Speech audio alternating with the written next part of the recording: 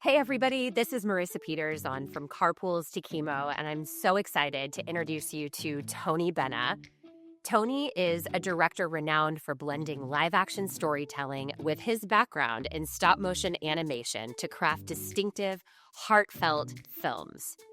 His latest work, Andre is an Idiot, premiered at the Sundance Film Festival just a few weeks ago in 2025, where it was recognized by the audience, winning the Audience Award for U.S. Documentary.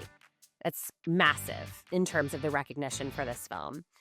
I cannot wait for all of you to see this film, which offers a profound yet humorous, honest, and real exploration of mortality and following advertising creative Andre Riccardi as Andre confronts his terminal cancer diagnosis by doing none other than creating a comedy about his own death. Nuts. Tony's innovative use of stop-motion animation and intimate footage in his documentary exemplifies his unique storytelling approach. So I am so excited to go under the hood here with Tony today. And Tony, it is your time to be seen. Thank you for joining us. Thanks for having me. Yeah. So Tony and I met leading up to the festival as I heard about your film. And my mind exploded when I heard that this existed, because people need to know about the rise of colorectal cancer and to take it through this lens and journey that you have captured on film in such an eloquent and real way is just next level. I would love for our listeners to hear firsthand from you a little bit about yourself and this really unique moment that we're sharing in wrapping the festival, this film coming out to the world. And, let's start first with where does that leave you as you look to the future? What's exciting you about what lies ahead? And then we'll work backwards from this. Yeah, no, absolutely. I think that since the festival, my head's been sort of spinning because I did expect the audience to have the response that they did. I was very humbled by the audience's response. It's not only a taboo subject to talk about cancer, but to talk about colorectal cancer, but also to do it in a lighthearted and kind of humorous way. I didn't know how the audience would react. I didn't know if they would fall in love with the character of Andre or think he was too polarizing or too different than them. I think, though, what I learned over the course of talking to people that had watched the film at the festival was that Andre's kind of that perfect balance of a rebel that you're intrigued by. He's got a brilliant mind. He might not be exactly like you. In fact, he's probably pretty fringe compared to most folks. But by the end of the film, I think people really see themselves in Andre and in the way that, love sort of conquers all and family in the end of life, I think, for all of us. I got into film because I knew it was the most powerful art form to sway emotion. And when I was in film school, I realized if I could make somebody cry, if I could make somebody laugh, I could change just an hour of their day. And even more powerful than that is, what if you could change their perspective or even change their behavior? And in this film, I think I tried to do all three because it was my first film. Why not be ambitious? Can I make people laugh? Can I make people cry? And in the end, can I save lives and change some behavior?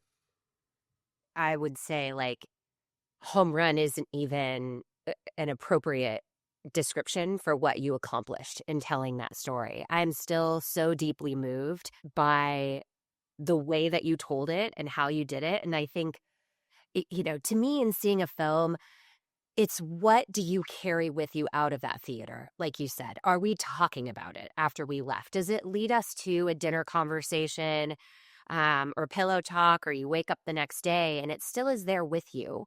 Or to your point, did it bring us to a different place for that hour or two that we were there and present? And this film, obviously it hits me and Josh in a really personal way.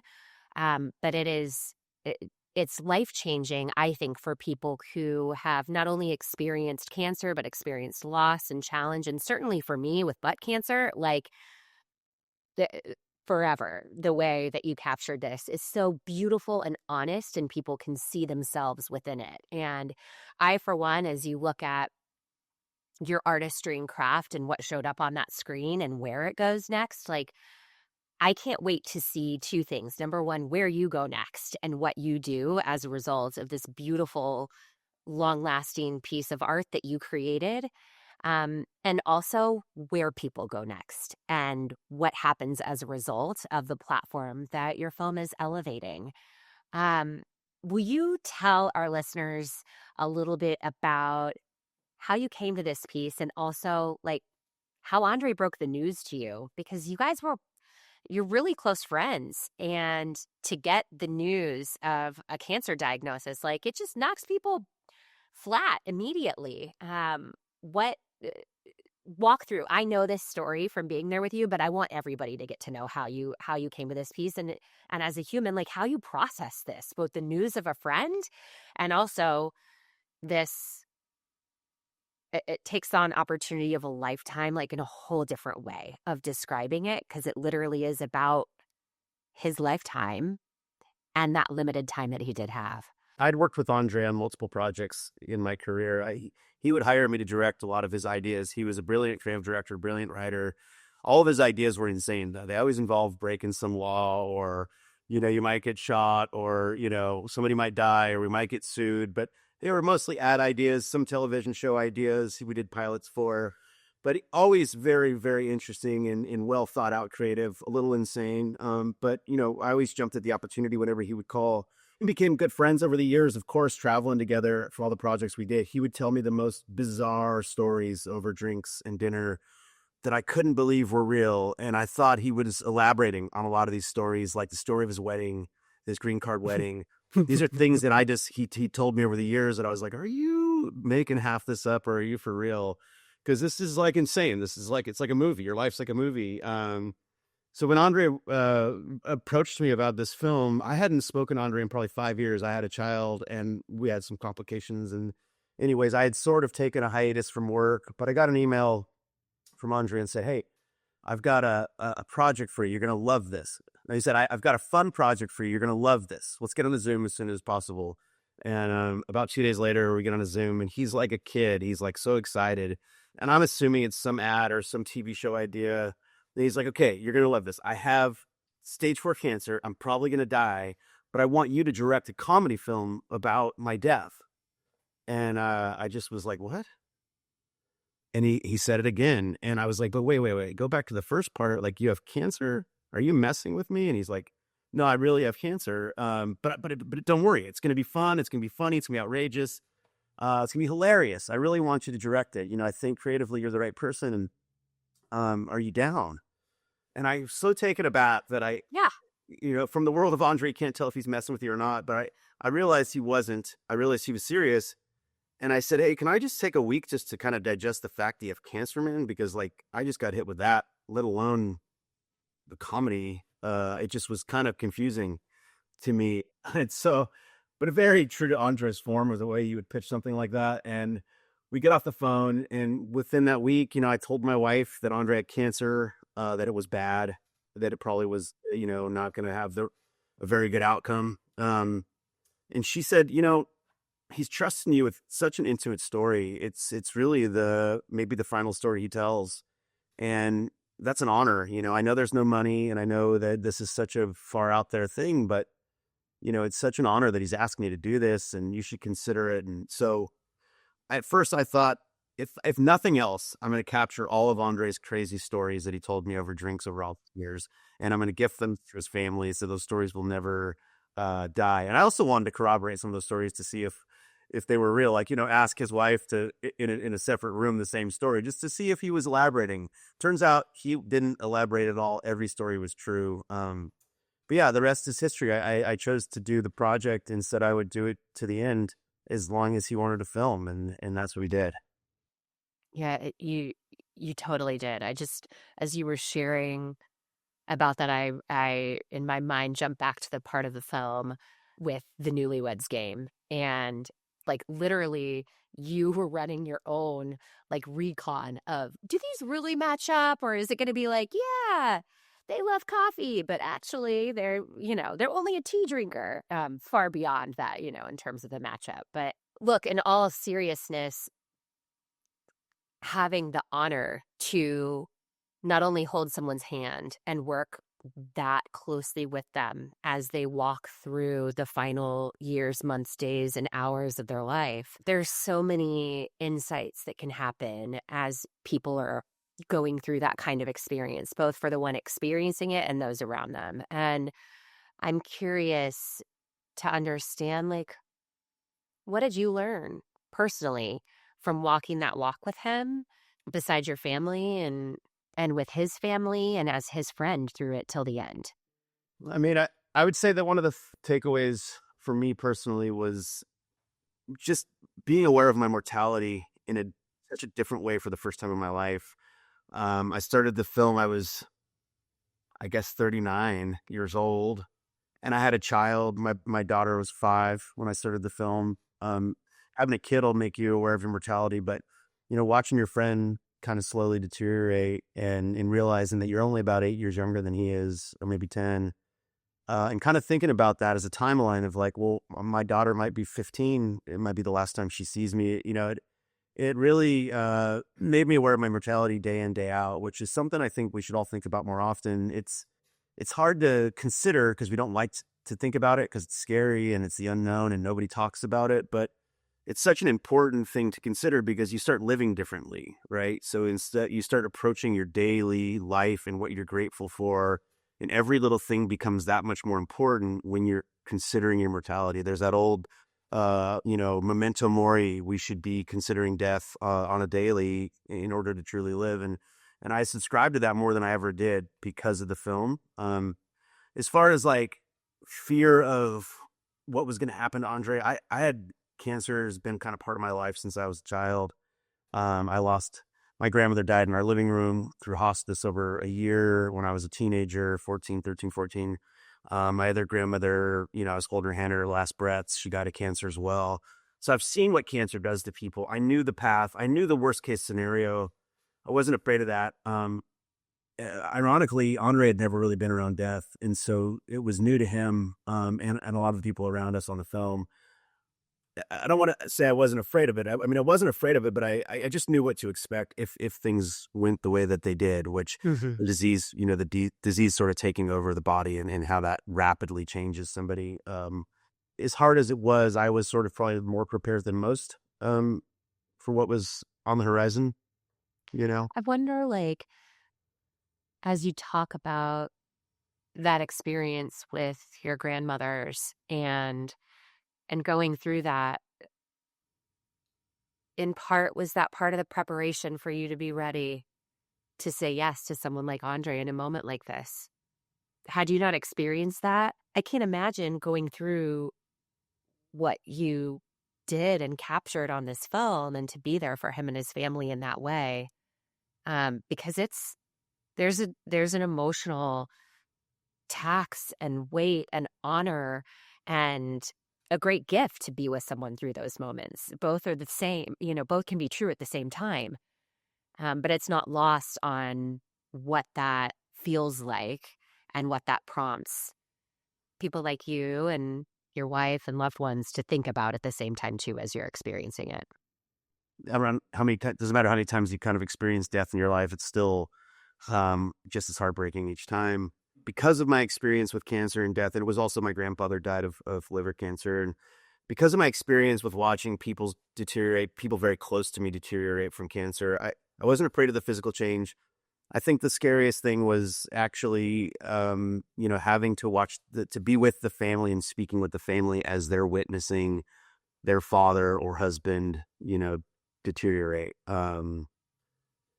Because you're having very hard conversations and very Mm-hmm. open conversations with a 13-year-old or 14-year-old or 17-year-old daughter who's losing their father. And there's times you feel like this feels like we're prying. We shouldn't be here. We shouldn't be capturing this story. But at the same time, the family kept saying, this is you're keeping Andre alive. Like this, making this film has given him so much energy and inspiration that he wakes up and he's excited. And, they thanked us so much for being there. And Andre never wanted to stop shooting. He wanted to keep going and going and going.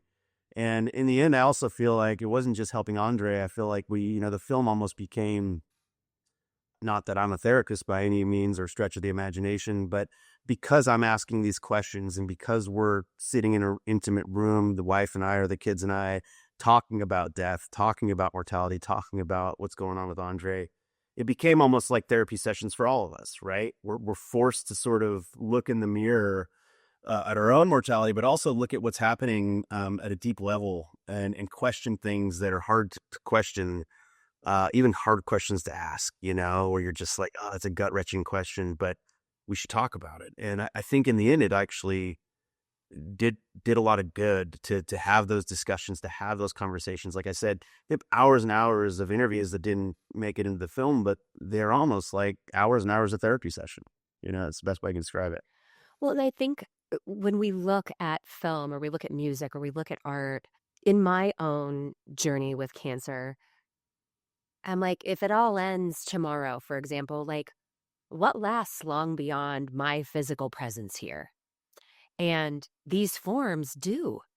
Like for me, never having had the opportunity to meet Andre, sitting in the audience, I felt like I got to know him and what he was about and his ethos and his children and their connection and his marriage. And like it really suspends conventional thinking when you look at a person who was truly himself and by extension to those who were around him. And I think in a day and age where there are so many societal norms and, judgment that's put onto somebody, to just sit and say, like, this is who I am. Mm. This is really me. I'm not putting some charade on. And to the point of the legacy that lasts far beyond the person being here. What about his children's grandchildren if they choose to have kids someday and generations into the future? Like, I wish I could know my grandparents and great grandparents in the way that film portrayed him. Like, what an amazing gift and time capsule that's created forever. And I think that's lost on us sometimes when we look at art or, how much quote unquote value or monetary worth is placed on something like that. It's just you can't put anything on the hours and hours that you put into this and that are captured on video and the way that it helped you and the family and everyone get through this. Yeah, and I just to add to that, Andre is unapologetically himself, and I love that and I've heard this from a few other people. I feel like I got to know him. Even people that knew him, they say I feel like I got to hang out with him again. And that's such those statements really hit me deep because it's one thing to talk about cancer, but it's also you can't take the human out of the cancer. And Andre is a very unique human. Cancer's not funny, but Andre is really funny. He's rebellious. He was rebellious to the end. He would say, die how you want to die. Don't die the way the society thinks you should die. Die how you want to die, do what you want to do. And I think for Andre, and I think this is hopefully something that is inspiring to folks, didn't even hit me until we were at the festival. I don't know why. It seems like such a simple revelation, but, he was given basically a death sentence 3.5 years before when we started filming. And there was a few ways he could have approached that, right? One is a lot of people get really angry. They get really, really upset with the world. Why me? And they spend time stewing about this cancer and why it's affecting them and in their lives. And Andre kind of did the opposite. He said, well, I have cancer, and so what? It's part of life. Death is part of life. I want to learn from this. I want to experience this in its fullness. And so he sort of, in 3 years, in my opinion, lived all of his dreams and became the man I think he always wanted to be. Yes, he's rebellious. Yes, he's irreverent. Yes, he's, kind of lived in this, he's not the most touchy-feely, huggy kind of guy. But by the end, he really embraces his vulnerability, real vulnerability, not just humorous vulnerability. He also got to make his death into art. And what an amazing, like for Andre, that's like, that'd be the goal of life, is to make your death into art, and I got to be part of that. And it was pretty amazing. I guess what I'm getting at is in 3.5 years, I feel like I saw a man get a death sentence, and instead of stewing in it, turned his entire life around, did everything he wanted to do. And a month before he died, he told me this has been the best 3 years of my life. And I thought that was such a profound statement. I'm like, you've been dying for 3 years, but yet this is the best 3 years of your life. It's beautiful, you know? It made me so happy that we had dove in head first and just tried to make art out of something so horrible, because that's what you do. You make something beautiful out of something horrible. That's what art really kind of is, you know? Anyways, kind of ranting. No, not a rant. No. Not at all. Because when people get news that is different than they would wish, life can go so many different directions for themselves and for the people around them. Yeah. And it doesn't just affect the person. And to feel like everything you ever wanted, dreamed of, and needed, it happened. And it happened in a compressed time and way, but it happened. And how many people live to their mid-90s to 100 and may not ever realize that in that way? You know, it's genuinely, it's all we could hope for. I don't know. For me, I've sat and wrestled so much with like the loss of people that you love dearly, that you would give anything to have back by your side. The the difficulty mentally, emotionally, physically of what cancer does to you. Cancer's not alone in that. There are other things that can cause that to happen. But as we're here in this life and these days and these times when things can feel more intense, for more pressure filled, people are feeling more isolated and alone than they ever have statistically in our past. And yet we're sitting here with people who are given this timeline. It's coming for you. We all know that. We always know that.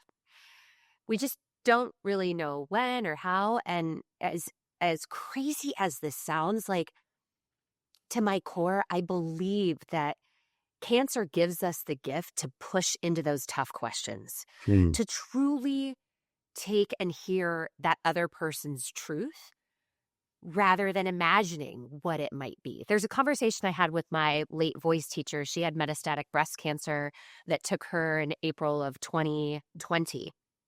And she was in her early 70s. And we had a conversation about, like, when you're gone, what do you think I should think of you as when I see something and feel like you're near? Like, what would that be? And I had an idea in my mind, but to be able to have that conversation with her, and they actually like matched up, but she provided a level of detail that was far more depictive than what was in my mind. And it was a few years after that was actually shared with her children, and they hadn't had those questions with her in that way yet. Right. And by pushing into those uncomfortable places, to your point about memento mori, like, it's all coming for us at one time or another. It's how do we choose to spend this time here? And I've often wished that it wasn't in these like such dire circumstances that we actually really start living. Because all of us have that choice every single day. And for whatever reason, we may or may not do that to the fullest. But making your death into art is something just, I don't know, beautiful and sad, and all things are true all at the same time, So I'd like to dive into the butt cancer part for a minute here, pun intended. Yes. Where, this all came to be because Andre put off his colonoscopy. And I'm curious, like, as you've now gotten into this, there are a range of reasons why people will put this off. I'm curious your perspective about, like, why? Why do people put this off? What is the biggest blocker to people being seen from your perspective, working as closely with this topic as you have these last handful of years? Yeah. Would you like to talk about why Andre put it off, or just kind of people in general? I think I'm curious more your perspective, because here's my hope. I want everybody to see this film. Like, Sure. everybody needs to see this film. Yeah. And the fortunate distributor and the ways that that comes into people's lives and homes, like, let it be far and wide. It's going to change lives. It's going to save lives for people who never face butt cancer. Like, for people, just period, it is a revolutionary film that you've made.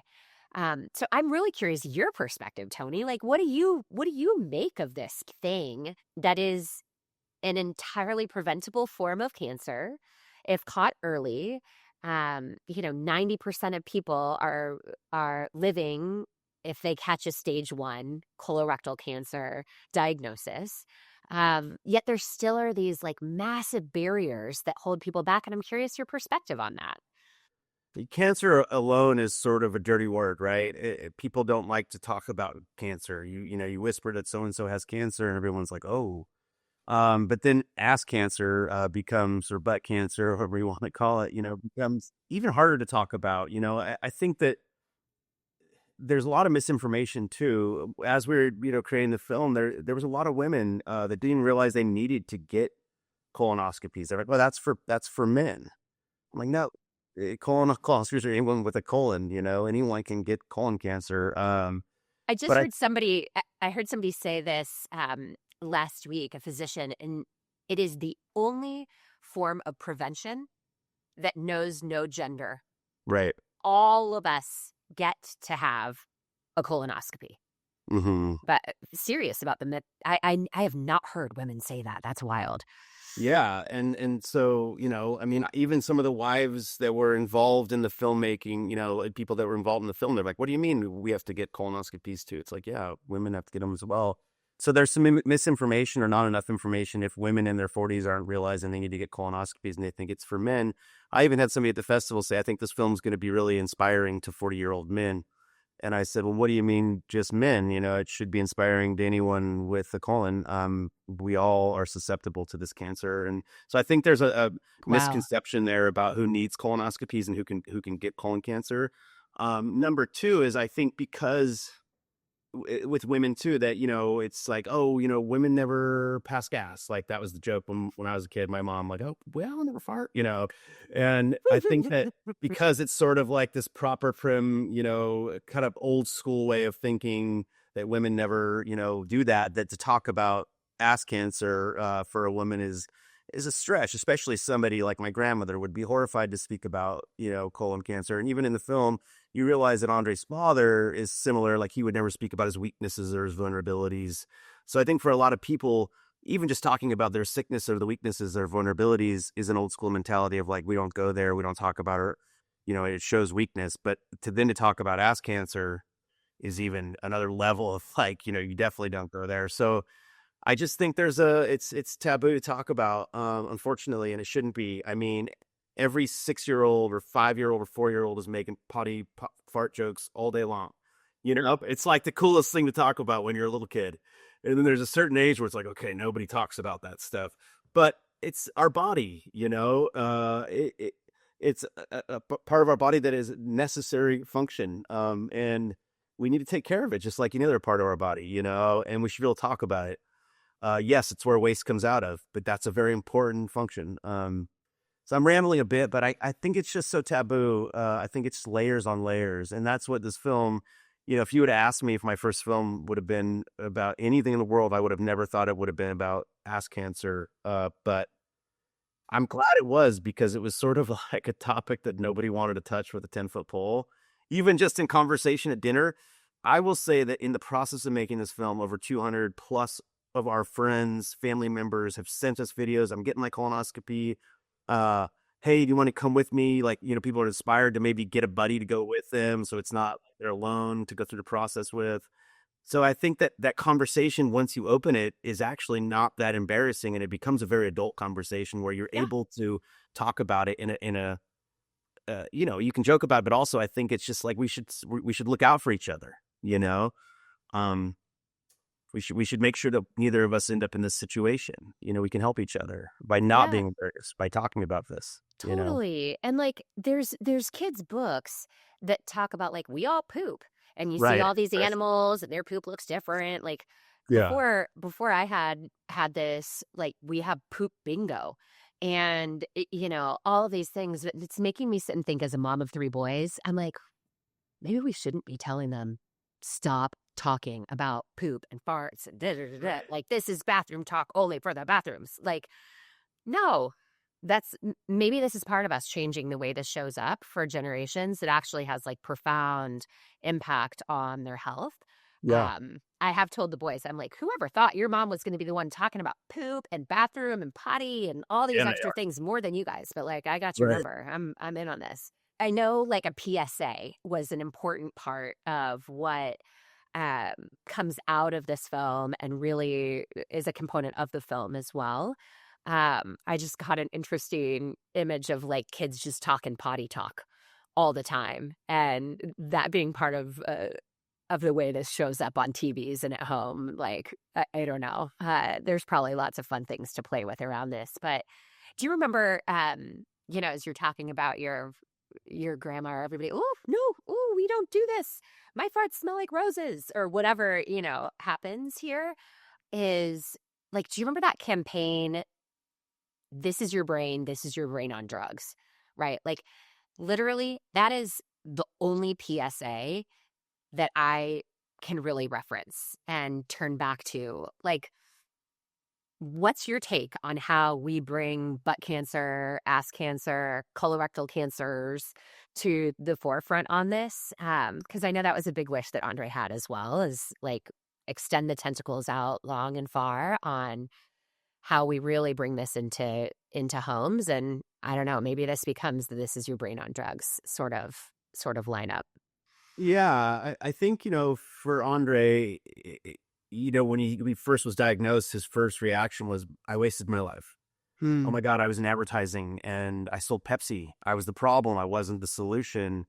He first was referencing the nurses in the oncology department and just saying they're doing real things with their lives. They're making a real difference. What did I do? I sold Cheetos, and he was really upset about that. But about a year in, he goes, well, wait a minute. I have all these connections. I've written Super Bowl spots and, the gamut of some of the highest paid advertising, moments in the last 10, 15 years he's been part of. And why not use that to save lives, right? Why not use that same skill? And when he flipped that into a redemption, I think, he started to really think about, how do you spread this message that is so hard to talk about, that is so taboo, that is so gross, in a way that is kind of at least a wink or a nod or a smile that people are like, oh yeah, that's because you got to get your colonoscopy. And I think, I won't spoil the one that's in the movie, but I think that the campaign that they chose in the movie, I think it's brilliant because it's so I do simple. too. And when you're talking about this is your brain on drugs, the reason that's so effective is because it's such a simple visual, right? It's like an egg and then an egg frying. And you can't take that out of your mind.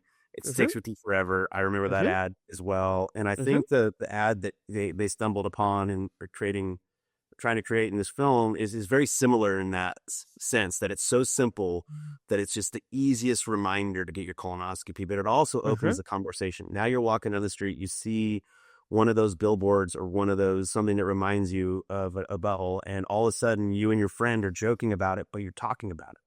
That's And right. because you're talking about it, you're probably going to go get your colonoscopy, because you're not hiding Yeah. from the conversation. So, um, I know that doesn't really answer your question fully, but I think that where they landed was a really good Mm. jumping off place because it's so simple. I do like what you're saying though about if you used kids in the way that they're joking about poop and butts and farts all day, but yet you put those into adults, maybe like you put those Right. that like if it's adults, Yes. you go up to their day, but they're joking about it. Yeah. And then in the end, it's like all, just a reminder to get your colonoscopy. I think there's something Yeah. really cool there because we Yeah. all know that's what kids want to talk about. They think it's It's so true. fun. It's true. Um, And I remember being so appalled. I have a huge family. We were all sitting around the table up in Michigan at this like lake home get together. Everyone flew in. And my nephew and godson literally was like, "Somebody pass the poop sauce. I need poop sauce on my dinner right now." Like, went into this and like did not stop for the entire meal. And I remember just being like, oh my gosh, like, oh, what is going on? But this idea of adults sitting around, pass the poop sauce. Oh, yeah, that was whatever. Like, Yeah, if you're pooping and it's like poop sauce and you've got blood in it too, like holy moly, like ditch that poop sauce and run to the fire department straight away. Like it's go time. But anyway, there are ways to like bring this out and have fun, have people drop their jaw for a moment, and then to the point, find conversation, find community. When we process with each other, then we can also be there for each other and maybe even hold each other accountable for showing up and doing this. Like Yes. I have this idea of poop parties where everybody drinks their stuff and does their prep all together, and you get to go and have fun and do it together. I think shout out to Steve Martin, to Martin Short, to Tom Hanks and another friend of theirs. The four of them several years back. I don't know if they still do this, but they would do their prep together. They would play poker, and then whoever lost went first on the colonoscopy, and they all go there. But I'm like, guys, if you want to do that again, reporting from, I'm all for it. But I Right. think, or we could bring the next gen, bring them along Yeah. to Make have bets some on who the fun. Miralax gets Yes. first, you know? Yes. Yes. Exactly. Hopefully not out of both ends, but just let's get it down to Right. the one end, and that's the way it goes. So, Yeah. all But yeah, right. I think you're right. It's about opening conversation in whatever way that has to be open. And I think that using humor is great because it's an uncomfortable thing to talk about. But we've joked about since we were kids. I don't know, as long as we're talking about it, doesn't really matter which way we're talking about it, as long as it's inspiring people to go get checked or change their diet or look at things that could be causing, polyps or cancer, things that they're doing in everyday life. That should all be kind of open conversation, like maybe we shouldn't eat processed meat every single day, or do the Italians get just as much colon cancer as the Americans? I don't know. That'd be a really interesting study is, culture that eats a lot of cured meats. Is there something different that they're putting in theirs than we are? I don't know. Yeah. Yeah. So many questions. And I think lots that needs to be discovered about what root cause is for this massive rise, especially in younger people. Okay. So I want to pivot back to the film. As you look back at the time that you spent, what you captured, what made it on the screen, what didn't, what is the moment that you look back at and you would say you treasure the most from that experience? Andre was very selective with who he hung out with in life. He kept a very small circle. And so I think the most memorable thing was just spending time with him in such an intimate time of his life and being invited in for that to make art. But he was like a little kid. It was crazy. It was like we'd go film with him, and his energy he was so excited. He was so happy that we were there. It was like he got to hang out with all his best friends and make art. It was like he was 6 years old, and we're making some cardboard clubhouse, and it was kind of beautiful. And I just think those memories are memories I'll cherish because it made it feel worth it to be away from my family. It made it feel like the story we were telling was bigger than colon cancer. It was a story about our friend, and it was really, really bringing life into him to work on this project with him. And just to see that, his excitement and enthusiasm was infectious. One last thing I'll say that was really funny is sometimes we'd switch crew because a sound guy would be on a feature or something and they would drop out of ours. And anytime someone new came onto our set, it was insane because their eyes would just be the widest eyes ever as they're listening to what we're talking about. We were in a room where, we would joke about death and ask cancer so freely that the conversation was so insane that anyone new that hadn't been involved would just be like, what are you making? Like, who are you people, 'Cause it was so uncomfortable, but it became such a part of the way we spoke with Andre. Andre would have another way. We were all joking about his death and his sickness, to the point that it was, I'm sure, just so shocking to some people. And we would laugh at the new sound guy or the new grip that's just on for the day. That's like, oh my God, like, what are you guys making? Like, it's the weirdest grip people I've ever hung out with. Uh, that's a memory I think I'll always have too, is just the shock value of what we were doing. And, um, but in the end, I don't feel like the film comes off as shock value at all. It comes off as like a authentic story. But when you're talking and joking about death that freely, it's just very different than the way most people handle this situation. Yeah. And look, the opening, not giving anything away. The way you open that film, I remember looking to Josh, and whether I said it or it was in my mind, I was like, and we're in. Like, in like a good colonoscopy, in like the topic you're talking about, in, all the things. When people see the film, they'll get it too. But yeah, there was no ramp period for the grip that was showing up for the day. It's just like, you're in, yeah, Yep. this is it. Like, here we Yeah. are. I So, mean, you can't get more awkward than that. Might as well just hit them out the no. gate. So you're like, okay, I know what we're in for here. Yeah. You know, Yeah. Icebreaker. yeah. Was there a particular guest or conversation that stands out to you from your time at Sundance? Oh man, that's a tough one. Sundance is such a blur because it's so intense and emotional. But I will say that I don't know if I should tell that story. I'm trying to think of what's a good one. Well, there's stories about people that love the film, but I think some of the most meaningful moments for me at Sundance were after screenings and after the premiere.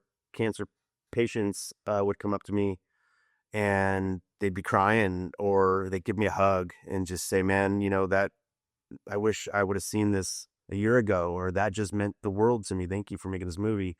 There was one particular guy who was probably 25 and terminal. I don't know what kind of cancer, but you could see that he was in chemo. And he just came up and said, man, that was life-changing. I have terminal cancer. I'm not going to make it. And I just can't tell you how thankful I am to have seen this film, because it just gave me a different lens to look at my situation through. And I can share this with my friends and family too. And I think to help, everybody sort of discuss it in a more open way. And he gave me a hug and just said, I love you. And I was like, I love you too, man. And it was heartbreaking, but I also was just so honored that it gave him a little bit of light in something so dark that he's going through, at such a young age. And maybe just watching Andre be such a, so gonzo and so irreverent about something so serious, maybe that helps, because it allows people to let go of some of that like fear or that anger or that, I'm mad at the world, and just say, you know what? I have 3 more years. I'm not dead yet. I have 5 more years. Let's live. That's right. It's not today, tomorrow, maybe the next day.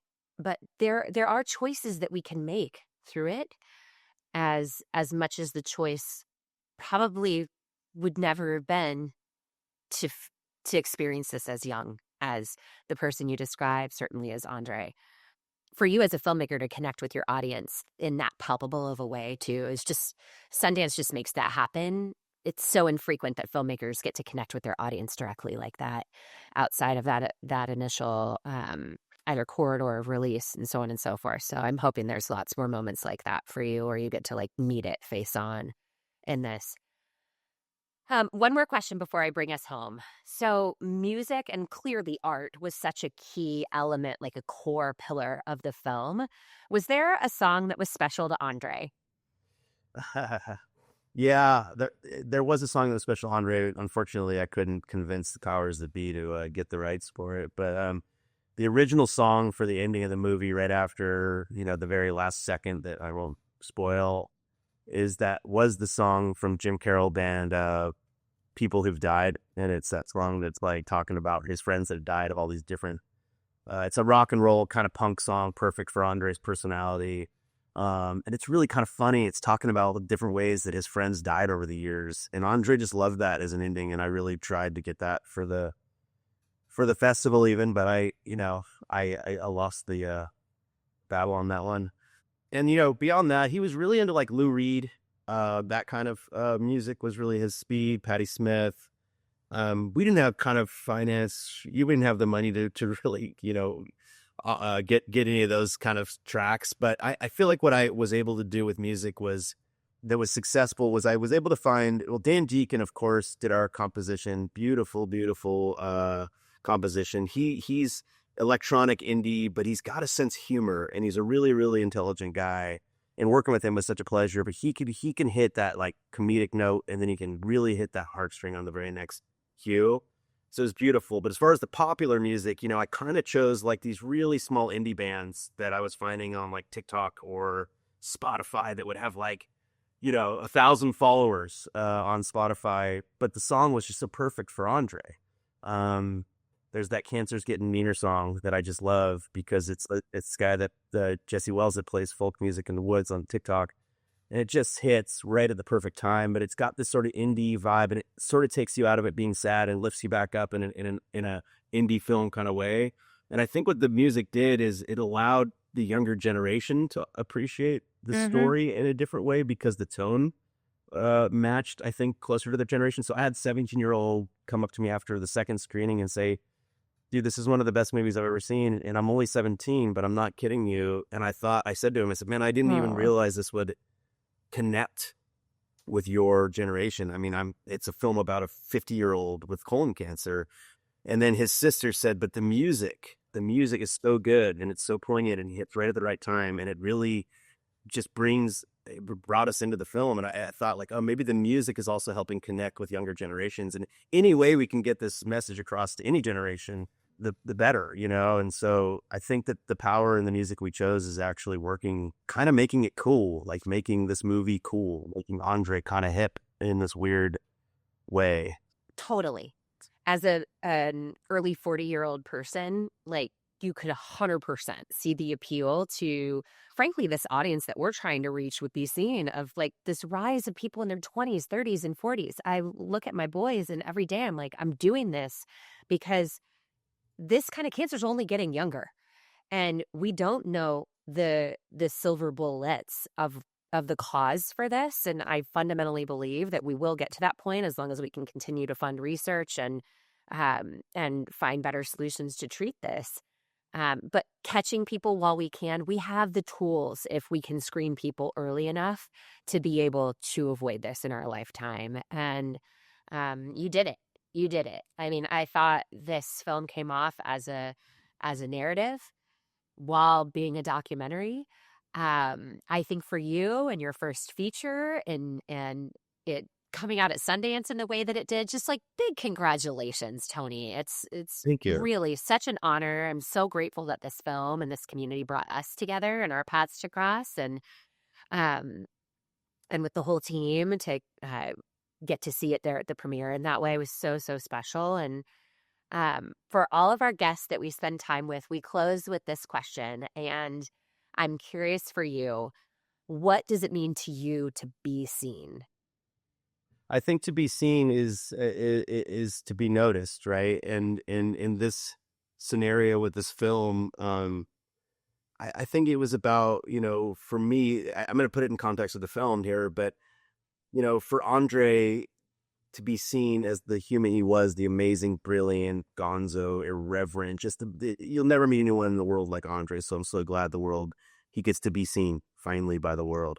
But it's beyond just a character piece because the message he brings is to be seen with your flaws. It's okay to be seen sick. It's okay to be seen vulnerable. It's okay to talk about death. It's okay to joke about death. And I think that him being seen in this, the hope is that being seen in this light opens conversation, but also saves lives. Mm-hmm. Hope that makes sense. It totally does. Yeah. I think it will. I really do. I think it already is. It's just the more that we can get more people in and see it and experience it. The waves are very wide that will come. I'll say from one this last thing film. about being seen from my perspective. I guess Sure. for me, being seen, I've wanted to make a feature my entire life. Like I said, a feature about ass cancer was not my first choice, but as I said earlier, my intentionality around becoming a filmmaker was if I can change emotion for an hour, if I can take someone out of their world for an hour and put them into a different world, and if I can take that, if I could even change perspective or behavior, then I'm creating art that has movement, and that to me is being seen. It's the message being seen, being felt, and hopefully being acted upon. Yep. If that makes sense. It does. It's everything. It's everything. And I love the way it hooks in, because that's exactly what Be Seen is about. Like, how can we raise awareness? How can we help people get the access they need? And how can they take action in their lives on a fundamental level? for me, it's so much more. How can people like truly be valued for who they are, and especially in those moments that matter most. So I love it. I'm so excited to see where you're going to go next and where this film is going to go next and all the things that will come in between. But in the meanwhile, thank you, Tony, so much for spending time with us here and for sharing your art and your lens into the life of Andre and his family and the way that you did. For those listening, go fight. However you can, find the way to see this film, and we're hoping to have some really great ways to bring it to you here in the future. But in the meanwhile, Tony, thank you so much for spending this time. Thank you, Marissa. Thanks for having me. Anytime. I really enjoyed being on the show and speaking for the VCing cause in any way I can. So thank you. Of course. Of course. Of course.